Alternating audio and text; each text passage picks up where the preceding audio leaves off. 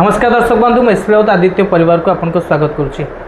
तो वर्तमान आम पाखे अच्छा पूर्व वर्षर जहाँकर नाटक को आप ढेर सारा भल पाइबा देते वर्तमान आम सहित गुरु सार अच्छा। तो चलते सार सहित किसी कथा एवं चलित वर्ष सार कौन कौन नाटक रे डायरेक्शन देइचंती से विषय सार सहित किसी कथा सार आपको आदित्य परिवार को स्वागत। जय जगन्नाथ। आदित्य परिवार को धन्यवाद।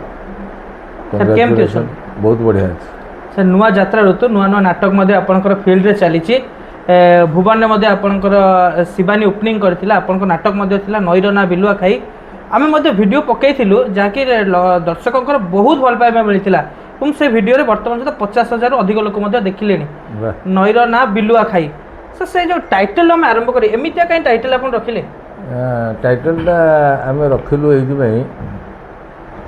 जे आम गोटे नईर कथा कहवाई जाऊँ नई जमती आम कहूचे वृक्ष ही जीवन नई आम जीवन कारण नई नथिले हे तो सबु क्षेत्र में आम जलाभाव होता शस्य क्षेत्र गुड़िक उजुड़ी जाता आज किंतु नई विपद संकुल अवस्था अच्छी नई खाल हो नई उजुड़ी कहीं ना आवश्यकता ठारू अधिक बाली नई उठा जाउछि सरकारी नियम को न मानी राति अधरे बाली चोरी हो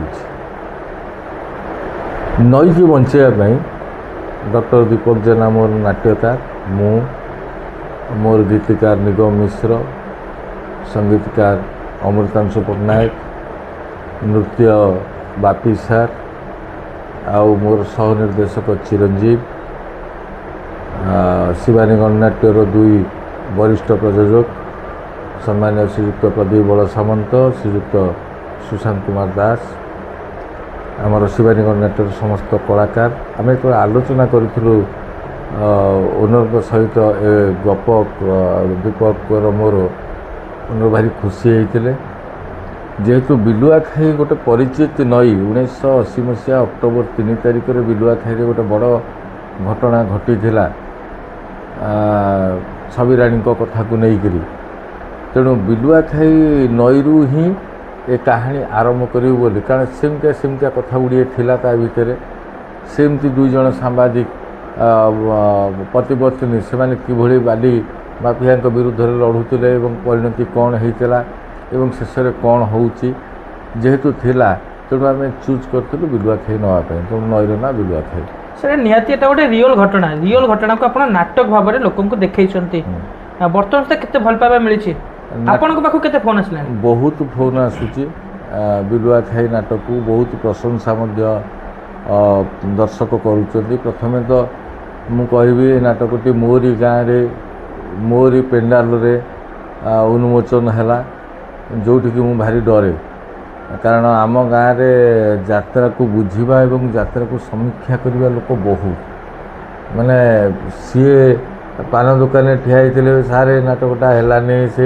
एमती कहीं सेमती कहीं बहु कथा शुणा मिले शिखा भी मिले तेणु जिते गाँव में ओपनिंग है मुझे बहुत डरी जापर धीरे धीरे आम गाँव जो दर्शक से भल पाइबा मत मिलला तापर मु छाती की दम्भ कली मुझे ना ये नाटक आम पारी होजु कहानी भी जिते आम रिहर्सल करूँ कलाकार मान मन को छुईला देखुवा दर्शक मान को छुईला आमर जिते फाइनाल रिहर्सल होता शिवानी गणनाट्य सुकिंदा रे होता से जी दर्शक देखुले समस्ते कहते ना ये नाटकटी धर बर्तमान सुधा आशावादी अच्छी भल धरियो बोली देखा जाओ कौन हो जगन्नाथ कृपा माँ शारण कृपा सर कोणार्क नाटक सबुआड़े चर्चा आम कहानी से टाइटल विषय किसी कथा पूर्व वर्ष आपंकर जो नाटक गोटे प्रकार रेकर्ड सृष्टि कला तू बोधे मो भाग्य न से नाटक सबुआड़े चर्चा है बोली आपन तार ना देइचंती सबुआड़े चर्चा आम कहानी ना से नाटक सहित यार कौन सामंजस्य ही ना आम कहानीटी एमती अच्छी गोटे अद्भुत घटना घटुची से कहानी रे मु सबुबेले मो नाट्यकार आ मु सबुबेले प्रयास करिथाउ समाज को किसी वार्ता दवा एवं बड़ बड़ वार्ता जमती नईर ना बिलुआ खाई गोटे बड़ वार्ता आपन को छोट लगिपे बाली गोटे छोट कथा समस्ते कहींपारती कि बाली आज बहुत क्षति घटुची परोक्ष प्रत्यक्ष जो देखा नई बर्तमान नष्ट हो बसला सेमती चर्चा नाटक सबुआड़े चर्चा आम कहानी गोटे भाई भौणी कहानी गोटे भाई भौणी को कहानीटा केमी सबुआड़े चर्चा हो जाए गोटे देखी से भौणी आमर ओडिशार जे फास्ट एसिड अटैक जहाँ होता प्रमोदिन राउल एवं भी अच्छा सोशल मीडिया आसुँच से भौणी को 100 सलाम 100 कोटी नमस्कार से तो प्रकृत में मनीष नुहे जड़े देवी मुझे इंटरव्यू देखी अर्गस टीवी रे से इंटरव्यू का मत भारी प्रभावित करता क्योंकि आम जो गपरे बसिलु दीपक मोर मुझे एमती कथाटे आम करपारते जो केड़े कुछित घृण्य कथाटे होची देश रे बहुत माने भारत वर्षर जे प्रथम एसिड अटैक मालती आउ अग्रवाल एमती बहुत झील अच्छा यहाँ कौन शेष निष्पत्ति गोटे एसिड अटैक गोटे शेष निष्पत्ति गोटे सुंदर फूलटा को सुंदर चेहराटा को जलईदवा यहाँ कौन शेष निष्पत्ति हो पारे तेणु ता विरुद्ध रे फाइट करने ए नाटक है बहुत बड़ बड़ घरर पिला माने ये सब कार्य कर खसी भी जाऊँ कारण ताक पाखे पैसा अच्छी पावर अच्छी पुलिस बल अच्छी जो गरीब झीटी पीड़िता है सी कौन कर तार शेष निष्पत्ति आत्महत्या ना से समाज जो घृण्य गोटे सुंदर दीपक जेना को धन्यवाद देवी से नाटक गोटे डायलॉग से लिखी जे भाई भाई बे ये जितु भाई आगुरी आम गाँव में छोट छोट पिला माने कांदिले माँ ताकू बुझेकी कहूला शोपड़ रे धन डाहाणी आसो एवं किंतु कहते कांदेना रे धन शोपड़ तितिली आसो तितिली हूँ से चरित्र माने डाहाणी सहित लोक मानकर जो एसिड अटैक हो जाऊँगी गोटे झील प्रति समवेदना ताकू कम मिलूँ समवेदना ताकू कम मिलूँ कि से घृण्य हो जाऊँगी समाज आम सेटा को विरोध करी नाटक कर से कहानी भितर भाई भौणीर जो संपर्क पवित्र संपर्क गोटे भौणी केते डेडिकेटेड हो पारे भाई पाई गोटे भाई केते डेडिकेटेड हो पारे गोटे भौणी पाई आम लास्ट स्तर को पूरा जाइए नाटक देखला बेले आपण केते कांदंती ए जो आपण डायलॉग कहले निहाती लोक माने मध्ये कांदुथिबे काहेकि ना ये गोटे पारिवारिक घटना आपण केबे कांदी चंती मु बहुत कांदे मो कांदटा मु देखैया को दिएनी हमर गोटे डायलॉग थिला कांदीबार अछि यदि वर्षा रे कांद कारण वर्षा रे कांदिले लुह देखा जीवने किंतु लुहटा एमिति को रंग नहीं मु जानिनी आपण वर्षा रे कांदिले भी देखा जीव लुह मु तो इमोशनाल लोकटा मोर सेमती दृश्य मुझे डायलॉगटा कहूली मो छाती में कोह होता एवं तेणु जो देखी से सिचुएसन से कलाकार जो कहते से सिचुएसन भितर पशिगले निश्चित आखिर लुह आसो मु बहुत नाटक कांदी गोटे गोटे नाटक अच्छी मुझे पढ़िले कांदे कारण ता भीतर से इमोशन थाए जोटा कांदार ना जोटा कंदे पारन से केमी कांदार आपण अनेक कलाकार मानक निर्देशना देइचंती किंतु वर्तमान सोशल मीडिया जुग आसी सोशल मीडिया रे भाइराल थिबा कलाकार सेमानक निर्देशना दबा पई किछि आपन को एक्स्ट्रा करिया को पड़े कि ना अन्य मानक पई जति परिश्रम करिवा को पड़े तांको पई भी ठीक से ठीक परिश्रम करि पई पड़े मो पई कलाकार समान मोर केही भाइराल नुहंती के राति राति नुहंती के राता राति नुहंती मो पई समस्त सर मो कहानी जहाँ चाहिए मुझे करी अनेक अनुष्ठान रे किछि अनुष्ठान अनेक अनुष्ठान नुहे किछि अनुष्ठान रे किछि जोटा आपण मानक भाषा रे भाइराल आम तो कहीं सेटा फील करूँ जदि किछि अनुष्ठान रे थाई पारंती मु से भली अनुष्ठान में बर्तमान सुधा काम करी नाही ମୁଁ ତ ରେୟାର ନାଟକ କରୁଛି ନା, ମୁଁ ମ୍ୟାକ୍ସିମମ୍ 3 ଖଣ୍ଡରୁ 4 ଖଣ୍ଡ ଭିତରେ ନାଟକ କরি, ତାଠୁ ଅଧିକ ମୁଁ ପାରିବିନି, କରିପାରିବିନି। ତେଣୁ ମୋର କିଛି ପ୍ରଯୋଜକ ମୋତେ କିଛି ଅନୁଷ୍ଠାନରେ ପାଖାପାଖି ରିପିଟ୍ କରନ୍ତି। ତେଣୁ ମୁଁ ବର୍ଷ ଆରମ୍ଭରୁ ମୋର ନାଟକ କମ୍ପ୍ଲିଟ୍ ହୋଇଯାଏ। ତେଣୁ ବୋଧହୁଏ ମୋର ସୌଭାଗ୍ୟ ନାହିଁ ବା ମୁଁ ସେମିତି ଭଗବାନ ଦେଇନାହାନ୍ତି, ଜୁଟେଇ ନାହାନ୍ତି। ସାର୍ ବର୍ତ୍ତମାନ ସୁଦ୍ଧା ଆପଣଙ୍କର 3 ଗୋଟି ନାଟକ ପ୍ରସ୍ତୁତ ହୋଇସାରିଛି। ଆଉ କିଛି ନାଟକ କରିବାର ଅଛି କି ବ୍ୟବସ୍ଥା? ନା, ଆସିଥିଲା 2-3ଟା ଅଫର୍ ଥିଲା, ମନା କରିଦେଇଛି। ମୁଁ 3ଟା 4ଟା ଆକ୍ଟ।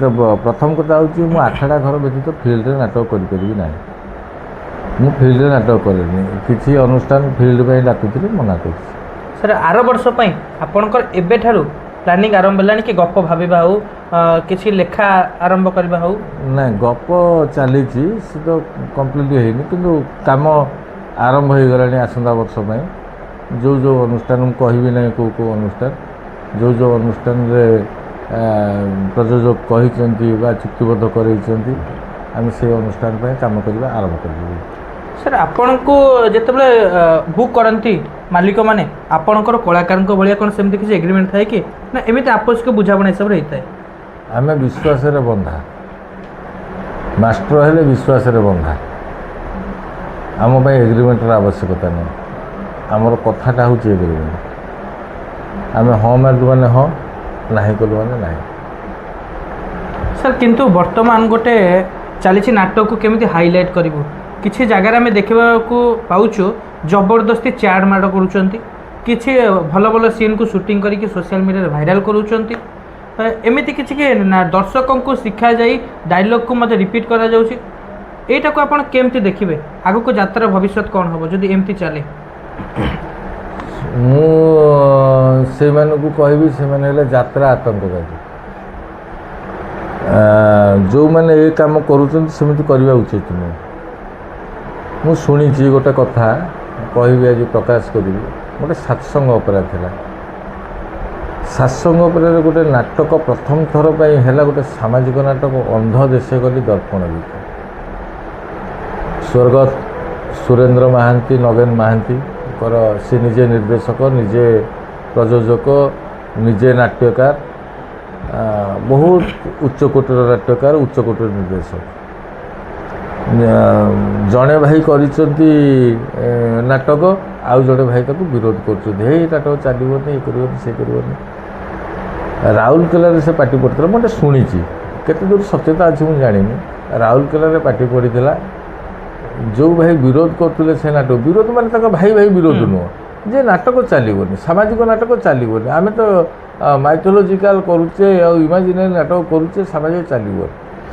ଯେତେବେଳେ ରାଉରକେଲାରେ ସେ ପାଟି ପଡ଼ିଥିଲା, ଯେଉଁ ଭାଇ ବିରୋଧ କରୁଥିଲେ ସିଏ ଲୋକ ଲଗେଇକି ପଥର ସବୁ ଗୋଟେଇକି ପଡ଼ିଆରୁ ସଫା କରୁଥିଲେ, କାହିଁକିନା କାଳେ ରାତିରେ ନାଟକ ଖରାପ ହେବ, ଲୋକମାନେ ଟେକା ମାରିବେ। ସେତେବେଳେ ମିଡ଼ିଆ ନଥିଲା, ସୋସିଆଲ ମିଡ଼ିଆ ତ ବହୁତ ଦୂରର କଥା ମୁଁ କହୁଛି, ଅତୀତର କଥା। 7 ରାତି ସେ ନାଟକ ହେଇଥିଲା ରାଉରକେଲାରେ। ସାରା ଓଡ଼ିଶାରେ ସେ ନାଟକ ବିସ୍ଫୋରଣ କରିଦେଇଥିଲା। ସୋସିଆଲ ମିଡ଼ିଆର ଆବଶ୍ୟକତା ନଥିଲା। ସେତେବେଳେ ଆପଣ କ'ଣ କହୁଛନ୍ତି, ଏ ସୋସିଆଲ ମିଡ଼ିଆ ଯାତ୍ରାକୁ କିଛି ପାଦ ଆଗକୁ ନେଉଛି ନା ଯାତ୍ରା ଭବିଷ୍ୟତକୁ ଅନ୍ଧାର କରୁଛି? ବର୍ତ୍ତମାନ ଆମର ଯେତେ ୱାର୍ଲଡ ୱାଇଜ୍ ଏଜୁକେସନିଷ୍ଟ ଅଛନ୍ତି, ସମସ୍ତେ ବର୍ତ୍ତମାନ ମୋବାଇଲକୁ ବିରୋଧ କରୁଛନ୍ତି। ଏବଂ କିଛି କିଛି ଦେଶରେ ମଧ୍ୟ ନିୟମ ହୋଇଗଲାଣି, 16 ବର୍ଷ 17 ବର୍ଷ ପିଲାଙ୍କୁ ମୋବାଇଲ ଦିଆଯିବା ଉଚିତ ନୁହଁ ବା ଦିଆଯାଉନାହିଁ, ବ୍ୟାନ୍ କରାଯାଇଛି। କାହିଁକି? ମୋବାଇଲରେ ଭଲ କଥା ଅଛି, କିନ୍ତୁ ଅଧିକ ଖରାପ ହେଇଯାଉଛି। ସୋସିଆଲ ମିଡ଼ିଆ ଭଲ କାମରେ ଲାଗିଲେ ଭଲ, କିନ୍ତୁ ସୋସିଆଲ ମିଡ଼ିଆ ବେଶୀ ମୁଁ ଦେଖୁଛି ଯାତ୍ରାକୁ ବଦନାମ କରୁଛି। କଳାକାରମାନଙ୍କର ବ୍ୟକ୍ତିଗତ ଜୀବନ ସହିତ ଯାତ୍ରାର ଜୀବନ, ଏ ନାଟକ କପି ହୋଇଗଲା, ସେ ନାଟକ କପି ହୋଇଗଲା, ଏ ନାଟକରୁ ଏ ଡାଇଲଗ ହୋଇଗଲା, ହେବ ତ? କିଏ କହିଲା ହେବନି? ନାଟକର ଯଦି ସେତିକି ଦମ୍ ନଥିବ, ସତର୍କ ନାଟକ କେତେ ହାଇଲାଇଟ୍ ହେଇପାରିବ? ଚାନ୍ସ ନାହିଁ। ନାଟକର ଦମ୍ ଦରକାର। ଯେତେ ସୋସିଆଲ ମିଡ଼ିଆରେ କହିଲେ ବି ଯଦି ନାଟକରେ ଦମ୍ ନାହିଁ, ସେ ନାଟକକୁ କେହି ହାଇଲାଇଟ୍ କରିବେ? ଦର୍ଶକ ତ ସବୁ କରିବି, ଆପଣ ଯେତେ ସୋସିଆଲ ମିଡ଼ିଆରେ ଦେଖେଇଲେ ବି ଖରାପ ଦେଖାନ୍ତୁ, ଭଲ ଦେଖାନ୍ତୁ, ଦର୍ଶକକୁ ଭଲ ଲାଗିଲେ ସେ ଭଲ କହିବେ। ଦର୍ଶକକୁ ଖରାପ ଲାଗିଲେ ସେ ଅଭିୟସଲି ଖରାପ କରିବେ। ତେଣୁ ଆମେ କେବଳ ଜୋର ଜବରଦସ୍ତ ପଶୁଛେ ଯେ ଯାତ୍ରାକୁ ବେଶୀ ବଦନାମ କରୁଛେ ସୋସିଆଲ ମିଡ଼ିଆ ମାଧ୍ୟମରେ। ଯାତ୍ରାର ଭଲ ଖବର ଉଠାଇବା ଦରକାର। ଯାତ୍ରାର ପେଣ୍ଡାଲ ତଳେ ଯେତିକି ଜଣ ଶ୍ରମିକ ଶୋଇଛନ୍ତି ତାଙ୍କ ଛବି ଆସିବା ଦରକାର, ସେମାନଙ୍କ ପାଇଁ ଲଢ଼ିବା ଦରକାର। ଯାତ୍ରା କାହିଁକି ସାହିତ୍ୟର ମାନ୍ୟତା ପାଉନି ସେଥିପାଇଁ ସୋସିଆଲ ମିଡ଼ିଆ ଲଢ଼ିବା ଦରକାର। ଯାତ୍ରା କଳାକାରମାନଙ୍କୁ ଗୋଟେ ସ୍ୱତନ୍ତ୍ର, ଯେମିତି ସିନେମା କଳାକାରମାନଙ୍କୁ ଗାର୍ଡ ଅଫ୍ ଅନର୍ ମିଳୁଛି ବା ତାଙ୍କର ରୋଗ ହେଲେ ଇଏ ହେଲେ ଗଭର୍ଣ୍ଣମେଣ୍ଟ ଅଫ୍ ଓଡ଼ିଶା ବା ଯେଉଁ ଗଭର୍ଣ୍ଣମେଣ୍ଟ ହଉ ସେମାନେ ୟୁଜ୍ କରୁଛନ୍ତି, ଯାତ୍ରାକୁ ସେମିତି ମିଳିବା ଦରକାର। ଯାତ୍ରା ଯେହେତୁ ଓଡ଼ିଶାର ପ୍ରଧାନ ମନୋରଞ୍ଜନର ମାଧ୍ୟମ। ଯାତ୍ରା ଆଜି ଶିଳ୍ପରେ ପରିଣତ ହୋଇପାରିଲାନି। ଯାତ୍ରା ଗୋଟେ ଭଗ୍ନ ରୁଗ୍ଣ ଅବସ୍ଥାରେ ଅଛି। ସରକାରଙ୍କ ଆଖିରେ ଯାତ୍ରା ବୋଲି ଗୋଟେ ଜିନିଷ ଅଛି କି ନାହିଁ କେହି ଜାଣିପାରୁନାହାନ୍ତି। ଓଡ଼ିଶାରେ କେତେଟା ଯାତ୍ରାପାର୍ଟି ଅଛି? ଯାତ୍ରାପାର୍ଟି ଗୋଟେ ଛୋଟିଆ ସଂସ୍ଥା ନୁହେଁ। ଯାତ୍ରାପାର୍ଟି ଆପଣ ଦେଖନ୍ତୁ, ଓଡ଼ିଶାରେ ଛୋଟ ବଡ଼ ମିଶିକିରି ପାଖାପାଖି 300ରୁ ଉର୍ଦ୍ଧ୍ୱ ଯାତ୍ରାପାର୍ଟି ଅଛି। ଉତ୍ତର ବାଲେଶ୍ୱରରେ ବହୁତ ଅଛି, ବ୍ରହ୍ମପୁରରେ ଅଛି, ଏପଟେ ବହୁତ ବଡ଼ ବଡ଼ ପାର୍ଟି ଅଛି, ଛୋଟ ଛୋଟ ଗାଁରେ ଅଛି। ସେମାନେ କେତେ କର୍ମ ନିୟୋଜନ କରିଛନ୍ତି, କେତେ ଲୋକଙ୍କୁ ସେମାନେ ପାଳୁଛନ୍ତି, ତାଙ୍କ ମାଧ୍ୟମରେ ତ ହେଉଛି ନା। ପାଖାପାଖି ଓଡ଼ିଶାର 2 ଲକ୍ଷ କି 3 ଲକ୍ଷ ଲୋକ ସେଥିରେ ବଞ୍ଚିଛନ୍ତି। ଗୋଟେ ବଡ଼ ଚାକିରି ଦେଉଛି ଯାତ୍ରା ବର୍ତ୍ତମାନ, କିନ୍ତୁ ତାକୁ ଆମେ ଅଣଦେଖା କରୁଛୁ, ତାକୁ ଧୀରେ ଧୀରେ ବଦନାମ କରୁଛୁ। ଆପଣ ସୋସିଆଲ ମିଡ଼ିଆରେ, ମୁଁ ଆପଣଙ୍କ କଥା କହୁଛି, ସୋସିଆଲ ମିଡ଼ିଆରେ ଆପଣ ଯାତ୍ରା ଖବର ପକାଇଲେ, ଆପଣ ଏ ଟିକେ ପୂର୍ବରୁ କହିଲେ ମୋର 50,000 ଭିଉର ହେଇଛି ଗୋଟେ ଭିଡ଼ିଓରେ, ସେଥିରେ ଆପଣ 5 ଟଙ୍କା କି 10 ଟଙ୍କା ନିଶ୍ଚିତ ୟୁଟ୍ୟୁବରୁ ପାଇଥିବେ। ସେଟା କମେଇଲେ କାହା ପାଇଁ? ଯାତ୍ରା ପାଇଁ। ଆପଣ କିଏ ସେ ଯାତ୍ରାକୁ ବଦନାମ କରିବେ? କାହିଁକି ବଦନାମ କରିବେ? ଯେତିକି ଜଣ ୟୁଟ୍ୟୁବର ଅଛନ୍ତି, ୟୁଟ୍ୟୁବର ଭାଇମାନଙ୍କୁ ମୋର ବିନମ୍ର ଅନୁରୋଧ, ଯାତ୍ରାକୁ କେମିତି ଆଗକୁ ନେବା ଚେଷ୍ଟା କରନ୍ତୁ, ଯାତ୍ରାକୁ ବଦନାମ କରନ୍ତୁନି। ଯାତ୍ରା ବଦନାମ ହୋଇଗଲେ ଆଉ ଯାତ୍ରା ନ୍ୟୁଜ୍ ପାଇବେନି ଆପଣ। ଯାତ୍ରା ନ୍ୟୁଜ୍ ନ ପାଇଲେ ଆପଣଙ୍କ ଇନକମ୍ ବି ବନ୍ଦ ହୋଇଯିବ। ଯେତିକି ବି ଇନକମ୍, 5 ଟଙ୍କା ହେଉ 10 ଟଙ୍କା ହେଉ 50, ଜଣେ ମୁଁ ତ ଶୁଣିଛି ଜଣେ ଜଣେ ଲକ୍ଷେ ଟଙ୍କା ପର୍ଯ୍ୟନ୍ତ ମାସକୁ ଇନକମ୍ କରୁଛନ୍ତି ଯାତ୍ରା ନ୍ୟୁଜ୍ ପକାଇକିରି ୟୁଟ୍ୟୁବର ଭାଇମାନେ। କେଉଁଠୁ ଆସୁଛି ସେ ପଇସା? ଯାତ୍ରା ପାଇଁ ହେଉଛି। ଯାତ୍ରା ପାଇଁ ଆପଣ ବି ରୋଜଗାର କଲେ, ଯେମିତି ରାଇଟର ରୋଜଗାର କରୁଛି, ଡାଇରେକ୍ଟର ରୋଜଗାର କରୁଛି, ଡ୍ୟାନ୍ସ ମ୍ୟୁଜିକ୍ କଳାକାର ସମସ୍ତେ ରୋଜଗାର, ମାଲିକ ବି ରୋଜଗାର କରୁଛନ୍ତି। ଦେଉଛି ପଇସା କିଏ? ଜଣେ ଦେଉଛି, ଦର୍ଶକ। ସେ ଦେଉଛି, ମନୋରଞ୍ଜନ ନେଇକି ଯାଉଛି। ସେ ପଇସାରେ ଆମେ ସମସ୍ତେ ଚଳୁଛେ। ରାଇଟର, ଡିରେକ୍ଟର, ଆକ୍ଟର, ପ୍ରଯୋଜକ, ମ୍ୟାନେଜର, ଡ୍ୟାନ୍ସ ଗ୍ରୁପ୍, ସେ ମ୍ୟୁଜିକ୍ ଗ୍ରୁପ୍, ଲାଇଟ୍ ସାଉଣ୍ଡ, ଯେତେ ଯେଉଁମାନେ ଅଛି, ୟୁଟ୍ୟୁବର, ଯାତ୍ରା ନ୍ୟୁଜ୍, ଯେତିକି ଯାହାର ଯେତିକି ଟିଆରପି ବଢ଼ିଲା, ଯେତିକି ଆପଣ ଭିଉଅର୍ସ ବଢ଼ିଲା, ସେ ଅନୁସାରେ ଆପଣ ପଇସା ପାଉଛନ୍ତି। କିନ୍ତୁ ଯାତ୍ରାକୁ ବଦନାମ କାହିଁ କରୁଛନ୍ତି? କାହାର ବ୍ୟକ୍ତିଗତ ଚରିତ୍ରକୁ କହିବାର କ'ଣ ମାନେ ଅଛି ଆପଣମାନଙ୍କର? ସେ ଲୋକଟି ଯେ ତା ମନ ଭିତରେ କେତେ ଦୁଃଖକୁ ରଖିକିରି ସିଏ ଆପଣଙ୍କୁ ହସଉଛି, କନ୍ଦଉଛି, ଆପଣଙ୍କ ମନୋରଞ୍ଜନ କରୁଛି, ଆପଣ ସେତିକି ବୁଝୁନାହାନ୍ତି କାହିଁକି? ବୁଝିବା ଦରକାର ନିହାତି। ପ୍ରତିବର୍ଷ ଆପଣ କେତେଜଣ ନୂଆ କଳାକାରଙ୍କୁ ସୁଯୋଗ ଦିଅନ୍ତି? ମୋର ପ୍ରଥମ ପ୍ରୟାସ କିଛି ନୂଆ କଳାକାର ଆସନ୍ତୁ, କାରଣ ଆମେ ଆଜି ଏଇ ଦୀପକ ଜଣେ ବଡ଼ ନାଟ୍ୟକାର, ଆଜିକା ଡେଟ୍ରେ ଆମେ ସବୁ କାମ କରୁଛୁ। କାଲି ସକାଳେ କ'ଣ ଦୀପକ, ଗତକାଲି କ'ଣ ଦୀପକ ଥିଲା କି? ବହୁତ ବଡ଼ ବଡ଼ ରାଇଟର ଥିଲେ, ଆଜି ଅନ୍ତ ଓଝା ଥିଲେ, କିଶୋର ମହାପାତ୍ର ଥିଲେ, ବହୁତ ଲୋକ ଚାଲିଗଲେ। ତେଣୁ ଏଇଟା କାହାର ପୈତୃକ ସମ୍ପତ୍ତି ନୁହେଁ। ଆମେ ଠିକା ମାଡ଼ିକି ବସିକି ରହିବୁ ସେମିତି ନୁହଁ। ଆମ ପରେ ବି ନୂଆ ରାଇଟର ଆସିବେ, ନୂଆ ଡିରେକ୍ଟର ଆସିବେ। ସେମିତି କଳାକାର ଯେଉଁମାନେ ଆଉ ପାରୁନାହାନ୍ତି, ବୟସ ଅଧିକ ହୋଇଗଲାଣି, ସେମାନଙ୍କୁ ନେଇକି ଯାତ୍ରାର ଭବିଷ୍ୟତ ଦେଖିବା ମୂର୍ଖାମୀ ହେବ।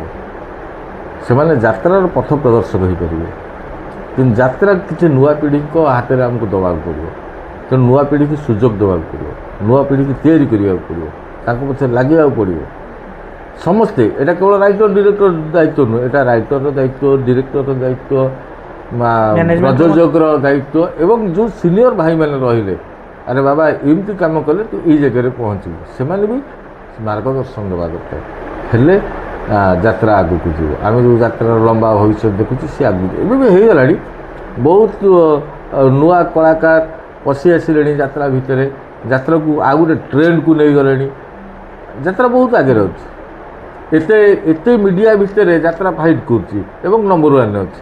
ଏଇଟା ଗୋଟେ ବଡ଼ କଥା ନୁହେଁ କି? ଆଗରୁ ନଥିଲା, କିଛି ମିଡ଼ିଆ ନଥିଲା। ଆଗରୁ କେବଳ ପାଲା ଥିଲା, ଦାସକାଠିଆ ଥିଲା, ଏଇଆ ଥିଲା। ଦୂରଦର୍ଶନରେ ଗୋଟାଏ ସିରିଏଲ୍ ବାଜୁଥିଲା, କଥା କହୁଥିଲେ ସରିବନି। ସେ ପର୍ଯ୍ୟନ୍ତ, ସେ ବେଳ ପର୍ଯ୍ୟନ୍ତ ମୁଁ କହୁଛି। ତାପରେ ତ ବର୍ତ୍ତମାନ 100 ଚ୍ୟାନେଲ୍ ଅଛି। 100 ଚ୍ୟାନେଲ୍ରେ 200 କି 300 ସିରିଏଲ୍ ଦେଉଛି। ସ୍ତ୍ରୀ ଲୋକମାନେ ଆଉ ପୁରୁଷ ଲୋକମାନେ ସବୁ ଘର ଭିତରେ ବସିକି ସନ୍ଧ୍ୟା 7ଟାରୁ ରାତି 10ଟା ପର୍ଯ୍ୟନ୍ତ ସିରିଏଲ୍ ଦେଖୁଛେ। ତା ଭିତରେ ବି ଯାତ୍ରା ଫାଇଟ୍ କରୁଛି ଏବଂ ନମ୍ବର ୱାନ୍ ଜାଗା ମାଡ଼ି ବସିଛି। ତ ତାହେଲେ ଶେଷରେ ଆମେ ଆପଣଙ୍କଠୁ ଗୋଟିଏ କଥା ଚାହିଁବା, ଆପଣ କହିବେ ଯାତ୍ରାର ଭବିଷ୍ୟତ କ'ଣ? ଯାତ୍ରାର ଭବିଷ୍ୟତ ବହୁତ ବଢ଼ିଆ। ଯାତ୍ରା ଆଜି ଗୋଟେ ଟ୍ରେଣ୍ଡରେ ପହଞ୍ଚିଛି। ଆଗରୁ ବଣ ଜଙ୍ଗଲ ରାସ୍ତା ଥିଲା, ବୋହିକିରି କାନ୍ଧରେ ବୋହିକି ପେଟି ଯାଉଥିଲା। ଏବେ ବସ୍ ବଢ଼ିଛି, ଟ୍ରକ୍ ବଢ଼ିଛି, ଡିଜେ ଲାଇଟ୍ ବଢ଼ିଛି, ପେଟ୍ରୋଲ ବାକ୍ସ ବନ୍ଦ ହେଇଯାଇଛି।